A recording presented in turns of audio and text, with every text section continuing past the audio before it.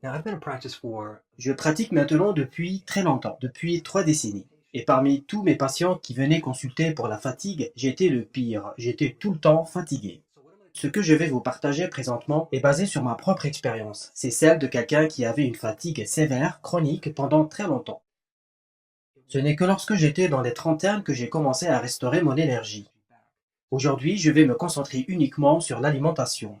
Il est probable que votre fatigue est due au manque de sommeil. Si c'est le cas, je mets un lien d'une vidéo pour cela. Ou peut-être que vous avez un stress excessif. Vérifiez si c'est votre cas. Mais aujourd'hui, j'aimerais parler seulement sur l'alimentation.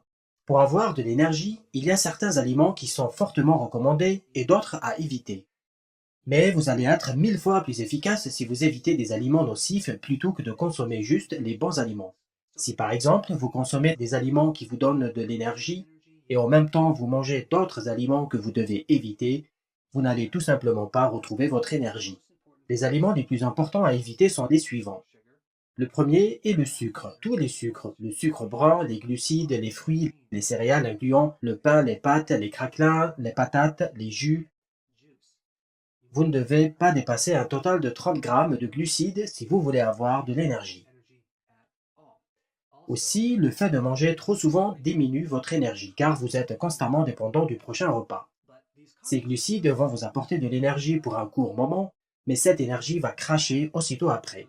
Maintenant, concernant ce qu'il faut manger, il y a les protéines, mais si vous en mangez trop, vous allez être fatigué. Vous avez juste besoin d'une quantité modérée, entre 85 et 170 grammes, ou peut-être même 230 grammes par repas, mais pas plus, car sinon cela va stimuler trop d'insuline. Assurez-vous aussi que votre repas contient du gras. Si vous voulez manger du poisson, le saumon est très important. Et si vous voulez de la viande de bœuf, prenez les parties qui contiennent du gras naturel, parce que les protéines maigres déclenchent un peu plus d'insuline.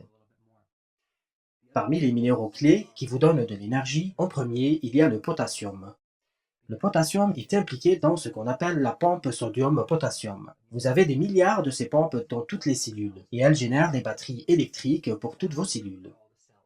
Ces pompes aident aussi le fonctionnement de vos cellules nerveuses et de vos muscles. Notre corps demande beaucoup de potassium. On a besoin de 4700 mg par jour. Je vous recommande aussi de vous procurer du potassium à partir de la salade ou des légumes. Il y a aussi le magnésium. Il se trouve également dans la salade et dans les légumes. Comme ça, vous allez avoir d'une pierre deux coups. Le magnésium est impliqué dans la production de l'énergie dans la mitochondrie pour produire l'ATP qui est la monnaie d'énergie dans le corps. Vous aurez donc besoin de magnésium. Voilà alors les minéraux les plus importants pour avoir de l'énergie.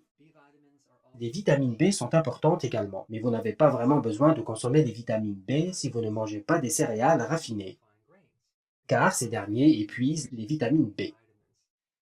Cependant, je vous recommande de la levure nutritionnelle de temps en temps afin que vous ayez un apport suffisant en vitamine B pour avoir de l'énergie. En effet, vous avez besoin de la vitamine B dans différentes voies métaboliques dans cette usine d'énergie qu'on appelle la mitochondrie.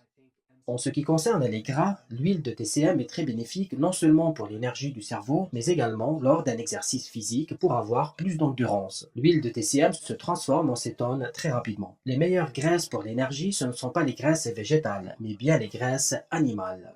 Les œufs est le repas le plus équilibré. Il contient pratiquement toutes les vitamines et contiennent une graisse équilibrée, saine, ainsi que des protéines. Vous pouvez aussi ajouter quelques bonnes noix grasses telles que les noix de pécan. C'est très bénéfique. Je vous promets que si vous suivez ces bases, vous allez de nouveau retrouver votre énergie. Si vous allez chercher sur Internet à propos des méthodes pour avoir de l'énergie, vous allez trouver plein de mauvaises informations avec de la mauvaise alimentation. Personnellement, je ne regarde pas cela. Vous avez juste à suivre ce que je vous dis et vous allez voir, ça va fonctionner.